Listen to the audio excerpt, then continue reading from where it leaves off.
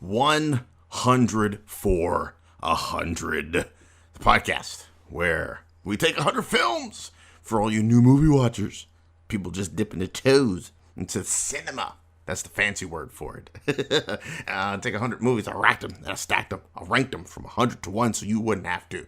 I gave each a 100-word review, which is how you get the title for this here show, 100 for 100, and an accompanying podcast that comes out one a day for the first 100 days of this disastrous year, 2020. Today, actually, well, before we get to today, yesterday we talked about number 15 on our list, The Matrix.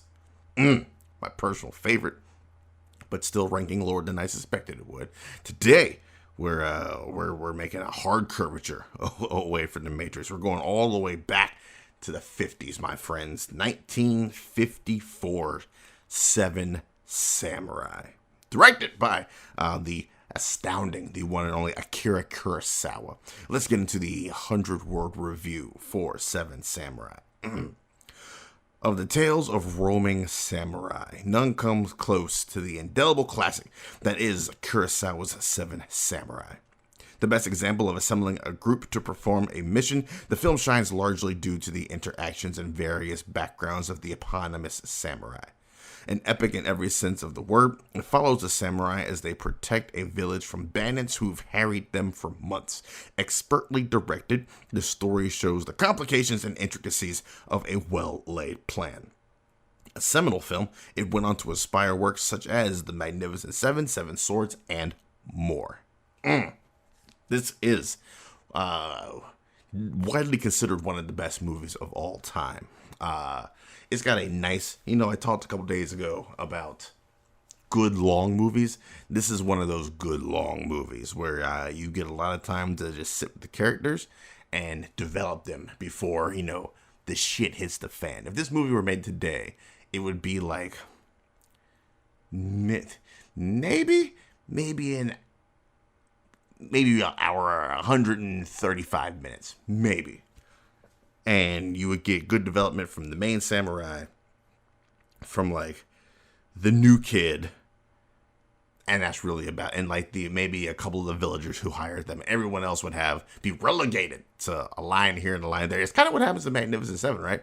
You got a lot of focus on Steve McQueen, a lot of focus on Yul Brynner, and then like the other cats, Coburn and Robert Vaughn get some background lines here and there. But these guys, man, they dish out the goods well. The story is amazing, right? You get the bandits that are like, we're gonna fuck these dudes up, take their shit and bounce, and they're at the point where they've had it.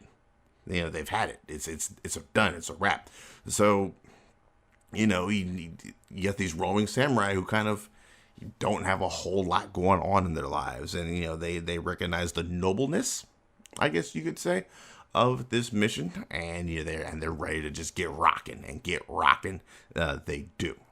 I will say that as far as antagonists are concerned, the Eli Wallach, just being a charming person altogether, is a more likable, a better antagonist in the Magnificent Seven than we get here in Seven Samurai. But that is a very small quibble on my end. This is an amazing film.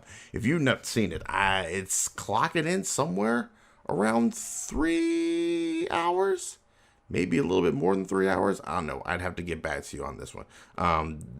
This is one of those Kurosawa Mifune pieces of gold.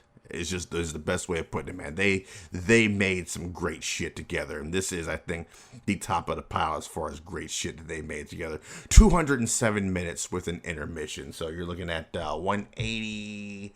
So 3 hours and 27 minutes is what this movie is. Yeah, 3 hours and 27. So 3.5 hours, man. Do yourself a favor. Just do yourself a favor. If you haven't seen this before, and you've seen Magnificent Seven, you know what the story is. This story's been ripped off a million times. This is one of the first great, we have to assemble some dudes to get together to do a mission type movies. It's your Dirty Dozens. It's your Inglourious Bastards. It's your Ocean's 11s, right? This is truly one of the greatest ensemble casts that's ever been put together, that's ever been created in a epic. When you talk about epics, I think the last epic we talked about was Lawrence of Arabia a little bit ago.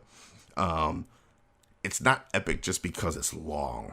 It's epic because what they do is epic, and what they have going on in the movie is epic. And then the final whole third of that movie, I think, is just them on the final raid defending these guys as they get picked off one by one. And all right, well, we got this plan. All right, well, this plan kind of succeeded. This plan kind of failed. We need to fall back, regroup, redistribute, and figure out, how to do this thing with one less samurai. And you get the villagers out there. They were helping defend because it is their shit. And they're like, look, it's not going to be just, the 7 of us out here doing it. You this is your shit. You're going to have to help us defend this. And so you got the villagers out there doing that stuff, and a couple of subplots running all along there. It's a lot going on, but it doesn't seem like it's a lot going on because it's so expertly and deftly handled by Kurosawa. Check out number 14 on our list, The Seven Samurai.